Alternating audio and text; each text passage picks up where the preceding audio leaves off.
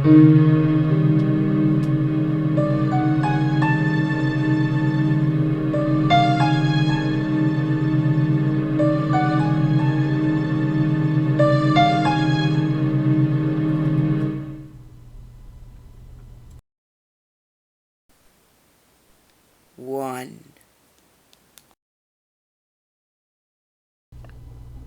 Once when I was around 12 years old, I slept over at a friend's house. I didn't know her all too well, but she had a birthday party at home, and I lived pretty far away.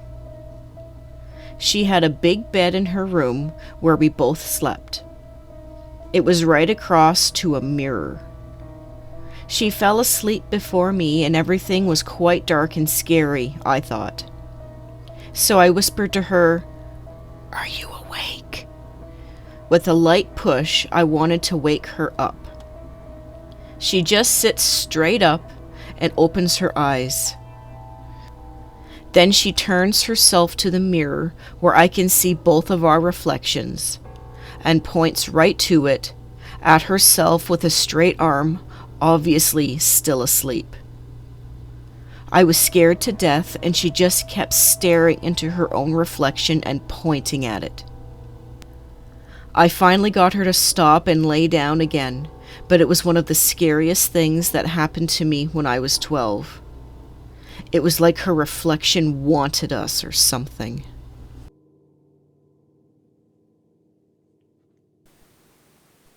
Two.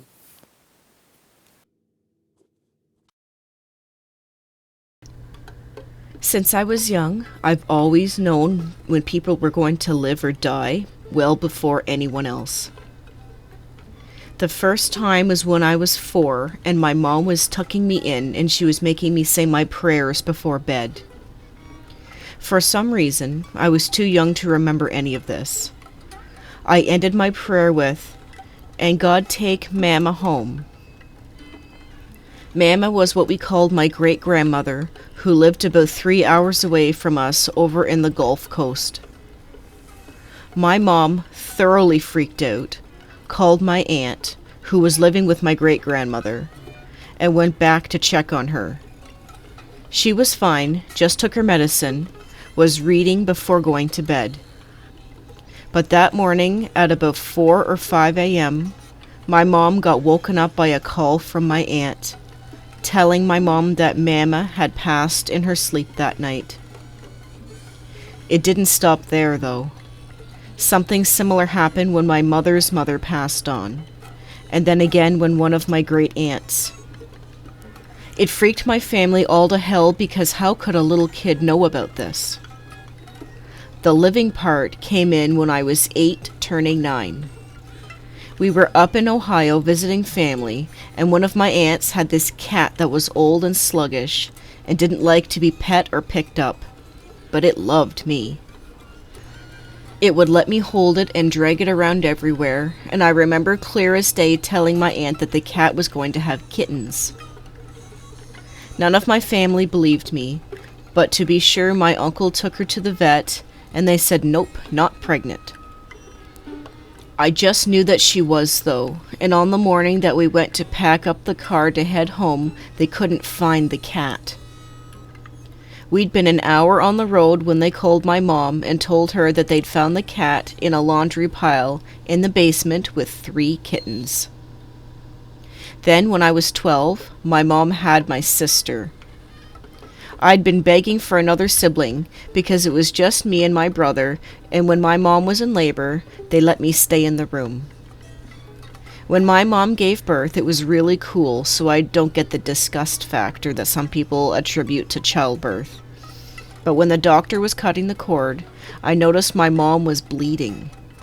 If you've never seen childbirth, there's blood, but not an open flow. The nurse wouldn't let me over to mention it to the doctor, though, and when I told her my mom was hemorrhaging, she didn't believe me. What nurse is going to believe a 12-year-old about this, really?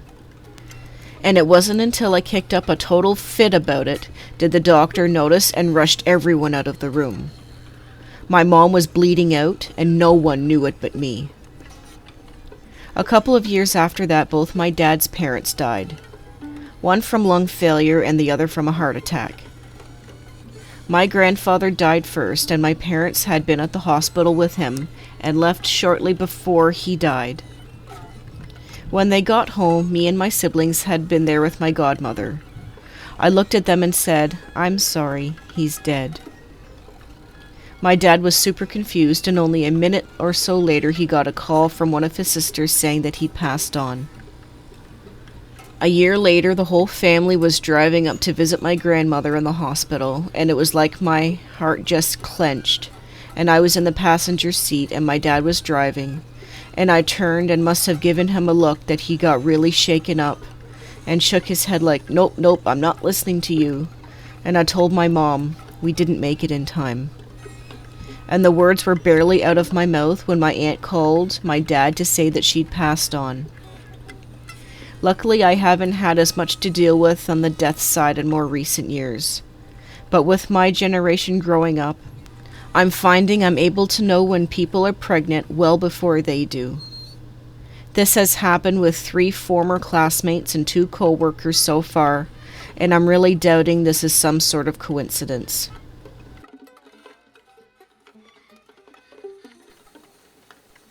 Three.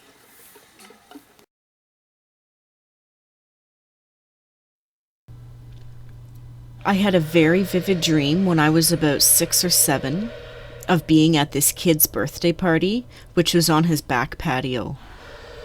Suddenly his mom came outside screaming. Then I turned to see the kid rolling off the edge of the patio, hitting the ground and breaking his arm. I woke up crying and told my mom about the dream. After arriving at school that morning, my mom was walking me to class when my friend's parents called my mom to tell her the bad news. I curiously wanted to hear what it was. My mom pulled me aside to tell me that the kid I dreamt about had an accident at his house overnight. The first floor of his house had gone up in flames, and to save her children, his mom grabbed him and his brother and jumped out of their second-story window. He broke his arm in the fall.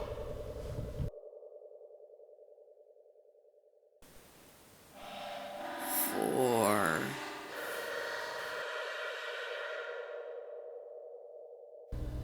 I was 15, and I had a dream my friends and I skipped school to go to a concert in Wendover. I had, at the time, been down that road a million times. In the dream, I was driving. My friends, one was 14 and one was 15 at the time of the dream, were playing the road trip game, and we just passed by a large collection of trees. 14 had just asked, "How many times can you fold a piece of paper?"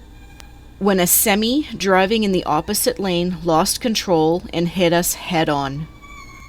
I was the only one to survive the crash. Fast forward 2 years. Me and my friends decide to go to a concert for my friend's birthday. I'm driving. We're passing, coming up on a bunch of trees, and my friend, 14, begins to ask the question, "How many times can you fold a piece of paper?" We're just past the trees.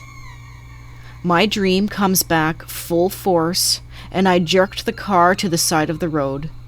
We nearly tipped over. My friends are screaming at me and asking what's wrong. The semi from my dream loses control and screeches past us, straight into the trees. If I hadn't pulled over, it would have hit us.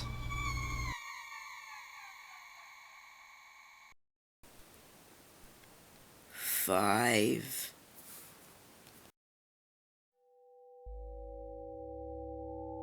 When I was growing up, my grandparents lived pretty close to us, 5 doors down the street. Occasionally, we go over for a meal for whatever occasion. This time, it was for my grandma and granddad's anniversary. We headed to my grandparents' house first, and we sat down in the living room to wait for them to get ready. The TV was off, and we noticed that my grandma's cat was looking around the room in circles. We noticed and paid close attention. He ran into the kitchen for a few seconds and then ran back into the living room, eyes fixated on the TV. When we turned to look at the TV, an ornament flew off that was sitting on top of the TV and landed in the middle of the room, which was a decent 1.5 meters away. Whenever the topic of ghosts comes up and I tell people this story, they say that I probably dreamt it or that it had something to do with the static from the TV, but my entire family remembers the story just as it happened. I just wanted to take a moment to thank each and every one of my viewers. Thank you for all your support and sticking with me through a bit of a shaky start. The theme of this video was birthdays, but the last story was about an anniversary. This video marks the 1-year anniversary of 5 After Midnight, and we don't normally put videos out on Sundays, but this one was special. If you like the videos and want to see more, share, like, and subscribe. If you have a story to share, send it to 5aftermidnight@hotmail.com, leave it in the comments, or like us on Facebook and share it on Facebook. Cheers to another spooky year.